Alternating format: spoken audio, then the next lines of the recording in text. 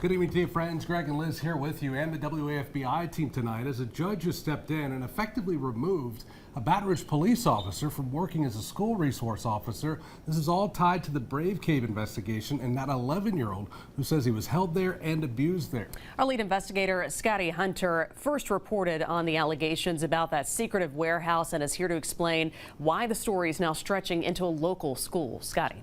Well, guys, Baton Rouge police officer Joseph Carboni has now been hit with this temporary restraining order after being accused of strip searching and carrying out the sexual battery of an 11-year-old boy inside the Brave Cave. Now, under the order, Officer Carboni is not allowed to be within 100 yards of the alleged victim, and he also cannot make contact with him at all. This is important because Carboni worked as a school resource officer at Idea Bridge Academy, where the 11-year-old goes to school. You may remember the I-Team first reported on these latest allegations out of the Brave Cave last month. We're told Carboni was among the officers who raided a home on Astor Street and then took a mother and her 3 boys to the Brave Cave back in June. It was inside that facility where attorneys say the officer strip searched the 11-year-old, who says the officer then touched his private area. They say the temporary restraining order was necessary to protect the young boy from encountering that same officer again.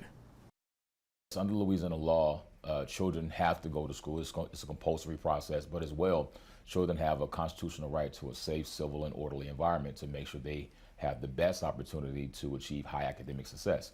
Clearly, if this officer who violated this 11-year-old is in that environment as a school resource officer, then that's being impeded. So we believe that this officer, who we believe abused his discretion, who did commit this criminal act upon this 11-year-old, needs to be restrained from being around that 11-year-old to ensure that that doesn't happen again, but to ensure that his constitutional rights are protected. Now, a spokesman with BRPD confirms Officer Carboni was hired by the school to work extra duty, and because of this investigation, he has stopped working at that school. We're told the school will now have to hire another officer to take over as the school resource officer there. Guys. All right, Scotty.